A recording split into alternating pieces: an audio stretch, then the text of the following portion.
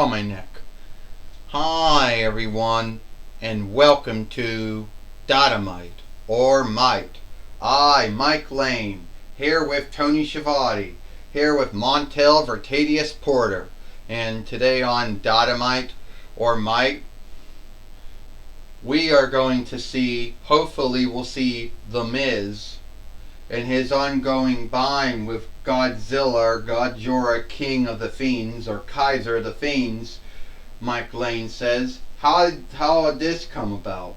Well, it's truly smooth, Mike, Tony says. If you know what I mean, Tony Schiavone says, look, Godzilla or Godzilla, whatever you want to call him, has probably made more films than anyone has more films than anyone else. And The Miz, feeling that he is a so-called wrestler show player who is iffened, well known, but doesn't seem to get any onlook for anything he says or does. In his mind, he truly believes that he should have made more. He feels that Godzilla or whatever you want to call him, he thinks that Godzilla's either shamed at him or guilted him or besmirched him. But I just think The Miz is only angry that he didn't make as many films as Godzilla or Godzilla has done. I'm going to stop you right there, Mike Lane and Tony Schiavone. You see, Mike and Tony, the one thing you don't know is that, yeah, Godzilla, whatever you want to call him, he's probably been in more films and has more films than anyone else. You know, many other big Fiend films have come out before him and even after him, but none of them could ever make as many films as he's done. So at the end of the day, The Miz wishes that he wished that somehow someone out there will give him the onlook for being the show player shifted wrestler. Only my belief is he hasn't done as many show playing as many folks I'm not supposed to believe. But I feel sorry for The Miz because sadly he's never gotten the onlook from anyone, either in UPW or either he never got an onlook from anyone, either in OVW or OVW, DSW, or even in WWE. Montel Vertadius Porter says, and I can speak for him. Alright, so The Miz says, today on Dynamite or Might, I have here today on Miz TV or Miz SF, a talk show which I think is more greater than all those other talk shows that WWE's had over the years or the TWF has had over the years. Hey, everyone likes to talk about nothing against the MVP room or nothing against the KO show, you know, or any of those other, or the Grayson effect, those newer ones. But my show has been going on probably a lot longer than all those other shows. So today I'm going to bring on my show a guest which I do not have no onlook for. A man, he's not a man, he's a being. He's not man-like, he's not woman-like, he's a being, he's a deadweight. And we all know what happened to the deadweights. They died. But somehow, some way, he never learned that. So today, I'm going to have Godzilla or Godzilla on my show. Well, Miz, where's the seats at? Come on, Miz. You're being all cheap now. In the past, all talk shows in WWE and TWF had seats, or some kind of seats. Piper's Pit did, Snakebite did, the Brother Love Show did, the King's Court did, the Dude Love Shack did. The RKO showed, RKO show did, the flower shop did, the body shop did, the barber shop did, the funeral parlor did. I mean, hell, if you want to start to think of it, the MVP Lounge did, the KO show did, the the highlight reel did, the Peep Show did. I mean, how many other shows was there? I mean, even the Bobby Heenan show had seats. But come on, Miz. Even the Grayson Waller, the Waller effect has seats or boards.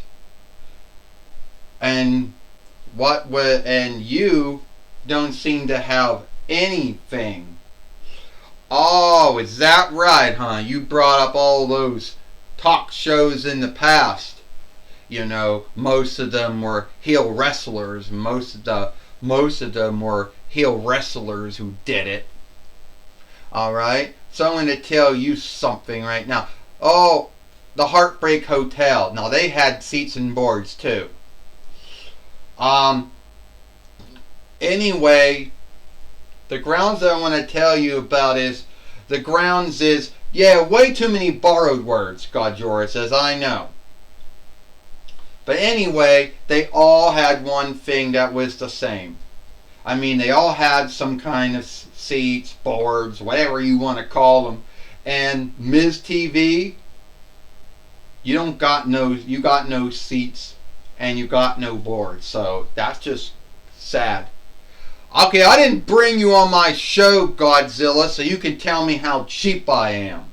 I'm not cheap. The TWF is cheap. Alright? They're the ones that are cheap. They didn't want to go put any seats. They didn't want to put any seats anywhere. Godzilla. Here's a seat. You want it? It's Bray Wyatt's seat. Oh, fuck it, no. You can't sit in a seat because you're too bloody big. Alright, I got a seat now. Because I am the guy. I'm the head of this show.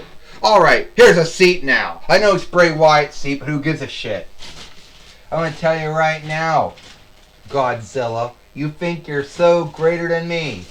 You think you're so wonderful, you're so great than me. Oh, look, I've been in every single film and show and play. You have probably been more films than anyone else. And I'm sick of not getting any onlook. I started out years ago in Cleveland, Ohio, 41 Rights.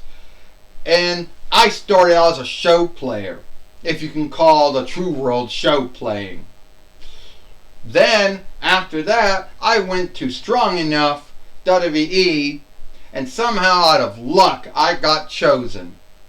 And then they sent me to OVW for about a year, where I won the OVW Tag Team Winnings.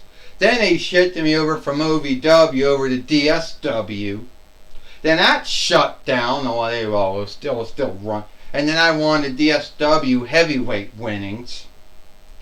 Then, just to make things a little more fucked up for me, they call me up.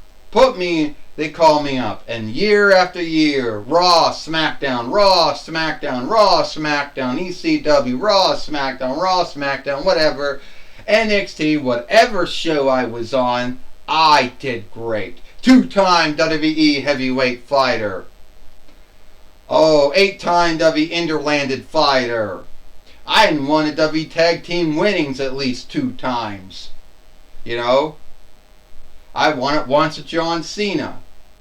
And also, once I won a WWE Tag Team Wins with John Cena, Big Show, and one of my former good friends, Johnny Nitro, won 2 winnings with him. 2-time Galled in the Foundry winner, and I somehow still 2-time W41 Reichs fighter, and at the end of the day, a creep like you somehow thinks you're greater than me. Well, I'm here to tell you something. You're not greater than me. I'll get the This is nice, not. Yeah. Alright, so at the end of the day, you think you're so greater than me, Godzilla or Godzilla, or if that's even your true name, I don't give a shit. And I know for a truth that you are the lead. I know for a truth that you are the head inner working follower of the TWF. Yeah, you're the head booker. You're the head writer. Yeah, you like to fuck with folks because folks fucked with you back in the day, didn't they, Godzilla, huh? You've been at TWF since between 98 YL. Did way shit more than man folks can do. You ain't not greater than me. First off, Godzilla said, first off, Miz, I never said I was greater than you. Yes, I have been in more films I made more films than probably any other, made up self out there. Say their name, and I've already made more films than any of them. But Miz, the grounds to why some folks don't like you has nothing to do with you being a show player, a wrestler. It has nothing to do with you being a husband and a father. Well, those are all good things. It had nothing to do with you, having a good home that you bought and having a wife and 2 wonderful daughters, by the way. It has nothing to do with any of that, you making it good for yourself. You never showed anyone else on look, so why should they show it to you? You spent all those years not giving on look to no one. Then somehow you thought that they should onlook you, but you didn't think you should have to onlook them. So Miz, that's where the bind came from. And I don't know where that mindset came from. You can guilt it on everyone, how everybody handled you on the true world. You can guilt it on how everybody, what they did to you in OVW and DSW and WWE. But at the end of the day, Miz, I think that at the end of the day, you have to guilt yourself. You're the one that chose that stand, that mindset. You chose not to give anyone on look growing up. You chose not to give anyone on look now, so no one will ever give you on look. Until you start giving folks on look, you're not going to get no on look in this life. Is that so, huh? Is that so? Well, what if I have a match with you here today, Godzilla or Godzilla? What if I have a match here today with you? Then I give you the skull crash, the skull smashing ending. I get a 1, 2, 3 on the King of the Fiends, the Kaiser of the Fiends. Wouldn't that be so great? Ding, ding, ding. Well, looks like we're going to have a match now, Mike Lane says. And Godzilla, Godzilla just knocked down The Miz with his tail. Yes, he did. And Godzilla body slammed The Miz, Tony Schiavone says. Godzilla should talk, Montel Arcadius Porter said. He never shows on look to anyone in none of his films. He never gave on look to anyone in his whole time in the toy wrestling gathering from between 98 YL to now. Yeah, that might be, you know what? That's what I think, Montel Arcadius Porter says. Oh, would you stop, Mike Lane says. Godzilla has given on look to others, and that's why others on look him. That's why Godzilla or Godzilla gets on look, because he gives it to others.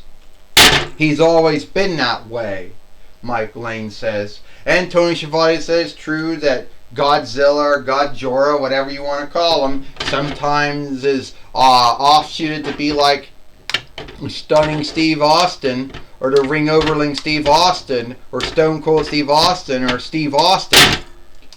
He has still given folks on look at the end of the day. Oh yeah, because we know, Tony Schiavone says, yeah, because we know 2-1 like Godzill's here. Godzilla never gave on look to anyone. If he did, he just knocked The Miz out of the ring with his tail. Mike Lane says sorry. Tony Schiavone says Godzilla was where The Miz was at, and then Godzilla learned you got to give onlook to get onlook, Tony Schiavone said. Mike Lane says, well, what will The Miz do? Will he fight and do something that someone will onlook him for? Or will he continue, go on for long to bitch and rant about the lack of onlook? Mike Lane says. Godzilla coming back in. Oh, The Miz, Godzilla going outside. Oh, The Miz just dropped Godzilla.